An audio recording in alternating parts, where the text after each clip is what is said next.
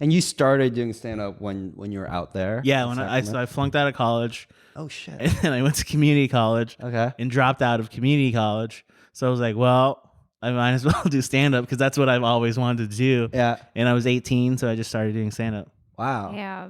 You've been doing it for a minute then. Yeah, I'll be 32 at the end of this month, so it'll be almost like 14 years in December. Wow. Of doing stand-up. Congrats. Yeah. That's Thank amazing. You.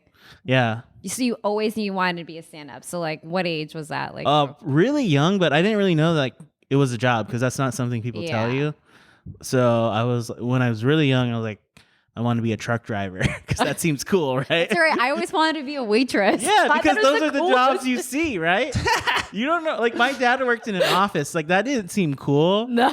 It's like you just sit down. Like as a kid, you don't really know what he's doing. Like he just goes and sits. Yeah. That sucks. He just goes and sits. Yeah. So I wanted to be a truck driver because like you get to drive a truck. That's cool. But yeah, like a waitress, you see. I did. Right? I thought that was so cool that they had this like apron. Yeah. And that they had all these trays. I don't. Dude, riding on the pad. That's yes, sick. they had. I mean, I'm pretty sure it was like at IHOP, and I was like, Yeah. I'd like to be a waitress. They have the one day. uniform and the And name IHOP. tag. But then as you get older, I was like, okay, I was good at writing, so I was like, maybe I'll be a journalist. So that's what my major was. And then I hated it. I was like not a good journalist at all. One of my first assignments in college was to just go like there was some picnic going on, and then go down to the picnic and like interview people. And I would like, hey, I'm with the paper. Like, can I interview you at the picnic? And everyone would just be like, no. And I was like, dude, what? I can't do this, man. One of my friends is actually a journalist, like for NBC, and she like tracks people down, and she like.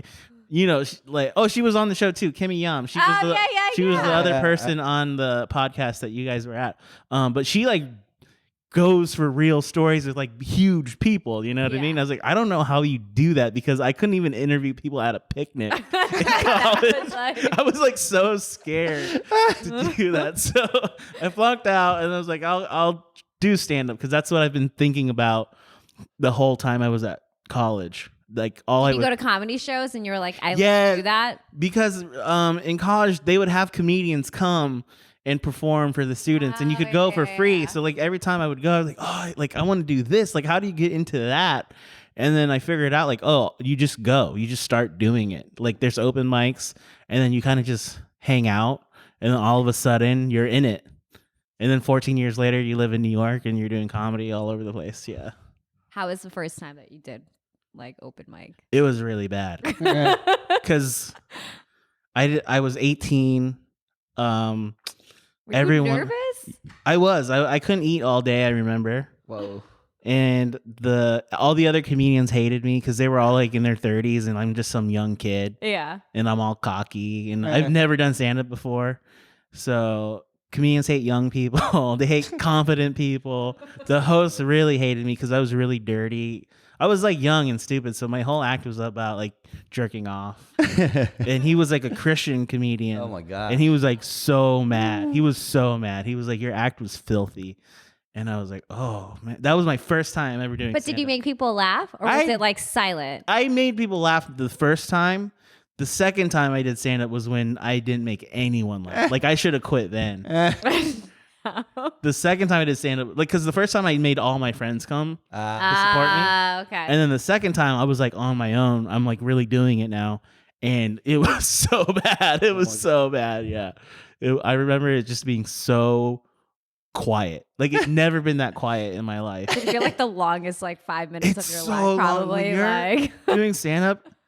And sometimes people will boo or yell at you. It wasn't even that. They were just like, what the fuck is going on? This is so bad. Oh my God. Just the silence. It was almost like, you're maybe uncomfortable just you. I know. I'm thinking about it. Terrified. I know I should have quit. I don't know why, I don't know why I didn't quit then, because it was so bad. Like, you know when something's quiet, but it was even quieter than that. It was like something was sucking energy out from the room. God. Yeah, it was it was that bad. Yeah. So it was like that for like 3 years. And then I don't know what happened. I probably just like got better by repetition. Yeah. But it was like 3 years of just like silence. Yeah. Kudos to that. Like I think not giving up, right? Because that could have been easily the spot that you're like, I'm not good at this, like, or like, oh no, that went horrible. Like, I don't want to experience that again. But you just kept going. Yeah. So comedians were like, you're just not funny on stage yet, but they're like, we can tell you're good. You just don't know how to be funny on stage yet. So that always kept me going because comics could tell like, oh, he's like got the tools. He just needs to put them all together. Okay. So it took me a while to figure that out. Yeah. That's good that you had that like support though. Yeah. Comics are great. They're usually pretty supportive. If you're not an asshole, like comedians are some of the best people you'll meet. It's a very supportive scene. Most of the time, I'd say. Most of the time. Yeah.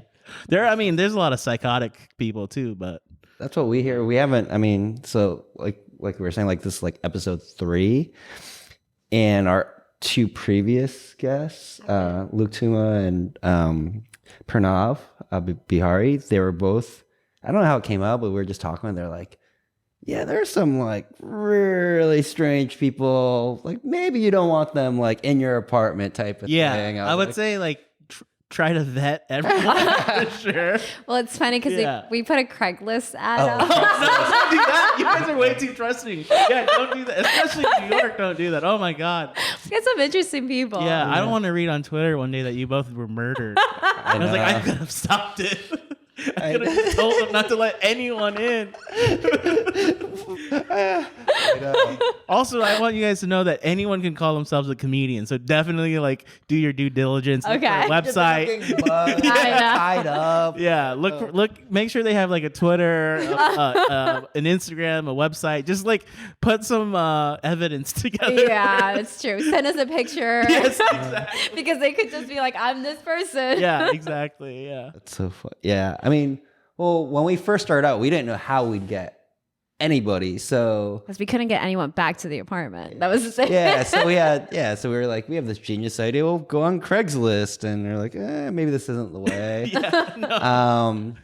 We have 2 cameras. Everyone's like, is this a sex thing? Well, that was the thing that everybody was like, it's on, it was the first episode and originally was on the couch. Oh, you're right. So, it's like the beginning of every life. Casting. Yeah, it's like every porn. Yeah. So you just turned 18, huh? Yeah. Like, oh, God. Yeah. This is dark.